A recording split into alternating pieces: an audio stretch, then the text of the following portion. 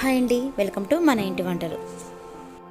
ఇప్పుడు ఒకేలాగా కాకుండా పెసర్లతో సాంబారు, అలాగే పెసర్లతో టిక్కా తయారు చేసుకునే విధానం.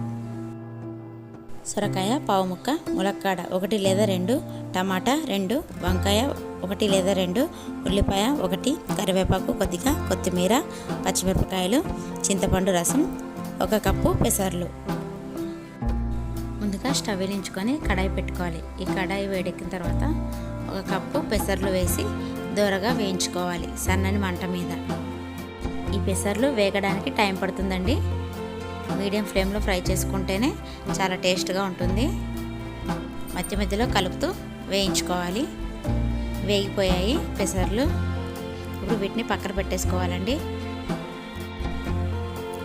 ఇప్పుడు ఈ పెసర్లని నేను వేరే గిన్నెలోకి తీసుకుంటున్నాను. వేయించి పక్కన పెట్టుకున్న ఈ పెసర్లలో వాటర్ వేసుకొని 2 సార్లు శుభ్రంగా కడిగి కుక్కర్లో వేసుకోవాలి.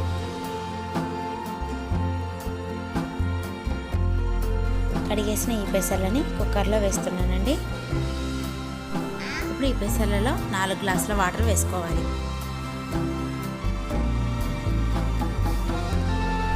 ఇప్పుడు 3 లేదా 4 విజిల్స్ వచ్చే వరకు ఉడికించుకోవాలి. 1 విజిల్కి మాత్రం ఫుల్ ఫ్లేమ్లో పెట్టానండి. మిగిలిన 3 విజిల్స్కి మీడియం ఫ్లేమ్లో పెట్టుకోవాలి. ఈ విధంగా ఉడికించడం వలన పప్పు అనేది మెత్తగా ఉడుకుతుంది, అలాగే రసం కూడా చిక్కగా ఉంటుందండి. 4 విజిల్స్ వచ్చేసాయండి. అందుకని స్టవ్ ఆఫ్ చేసేసుకొని ఆవిరిపోయేంత వరకు ఉండి ఇప్పుడు మూత తీసాను. ఇప్పుడు ఈ పెసర్ల నుండి ఈ వాటర్ని సపరేట్ చేయాలండి. పప్పులో ఉన్న వాటర్ అంతా తీసేస్తున్నాను. ఈ వాటర్ అంతా తీసేసుకొని ఈ పప్పును పక్కన పెట్టేసుకోవాలి. ఈ పప్పుతో టిక్కా తయారు చేసుకోవాలి. ఈ మిగిలిన వాటర్తో సాంబార్ తయారు చేసుకోవాలి. ఈ వాటర్లో రుచికి తగినంత ఉప్పు, కారం 1 స్పూను, పసుపు 1/2 స్పూను, ధనియాలు జీలకర్ర పొడి 1/2 స్పూను లేదా 1 స్పూన్ వేసుకోవచ్చు.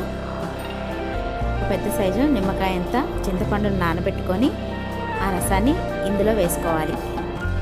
ఇప్పుడు ఇందులోకి 2 గ్లాసుల వాటర్ వేసుకోవాలి. ఇప్పుడు ఈ రసం అంతా మరగాలి కాబట్టి నేను 2 గ్లాసుల వాటర్ వేసాను. 1/2 స్పూను పంచదార కూడా వేసుకోవాలి. ముందుగా కట్ చేసి పక్కన పెట్టుకున్న కూరగాయ ముక్కలన్నింటినీ వేసుకోవాలి. ఇక్కడ నాకు గిన్నె సరిపోలేదండి, అందుకని మళ్ళీ కుక్కర్లోనే వేస్తున్నాను. కాయని ముందుగా కట్ చేయడం వలన కండ్రెక్కిపోతుందండి, అందుకని నేను చివరిలో కట్ చేసి వేస్తున్నాను. ఇందులో వాటర్ వేసాం కాబట్టి ఇప్పుడు ఉప్పు కానీ కారం కానీ సరిపోకపోతే ఇప్పుడు వేసుకోవాలి. నాకు కారం ఇక్కడ సరిపోలేదు, అందుకని ఇంకొక స్పూను కారం వేస్తున్నాను. ఇప్పుడు స్టవ్ వెలిగించుకొని మరిగించుకోవాలి. చాలా చిక్కగా వచ్చేంత వరకు మరగబెట్టుకోవాలి.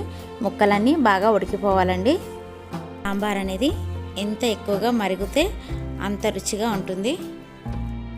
సాంబారు ఎక్కువగా చిక్కగా ఉండాలనుకుంటే ఆ పెసరపప్పును కూడా కొంచెం మెత్తగా మెదిపి వేసుకోవచ్చు. ఇక్కడ కూరగాయ ముక్కలన్నీ ఉడికిపోయాయి, అలాగే సాంబార్ కూడా దగ్గరగా వచ్చేసింది. అందుకని ఇది పక్కన పెట్టేసుకోవాలి. ఇప్పుడు ఒక కడాయి పెట్టుకున్నాను. ఈ కడాయిలో కొద్దిగా ఆయిల్ వేసుకోవాలి. 2 లేదా 3 స్పూన్ల ఆయిల్ వేసాను. ఆవాలు, జీలకర్ర, మినప్పప్పు, శనగపప్పు, అలాగే ఎండుమిర్చి కూడా వేసి వేయించుకోవాలి. వేగిన తర్వాత ఇప్పుడు ఈ సాంబార్ని ఈ తాలింపులో వేసుకోవాలి.